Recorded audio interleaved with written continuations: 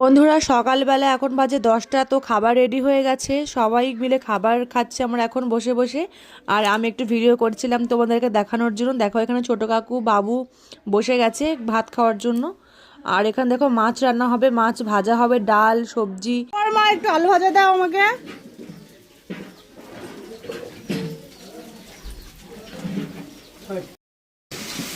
দেখো বড়মা আলু ভাজা করছিল, আমি একটু চেয়ে নিয়েছি। আমার আলু ভাজা খেতে খুব ভালো লাগে, আর বড়মার হাতে রান্না খেতে তো খুবই ভালো লাগে আমার। সেই স্বাদ। দেখো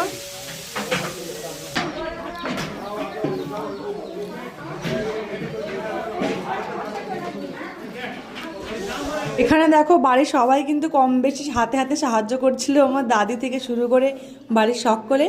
আর সকালে খাবার দেখো আজকে কি কি রান্না হচ্ছে তোমাদের সঙ্গে শেয়ার করছি। আর সকালে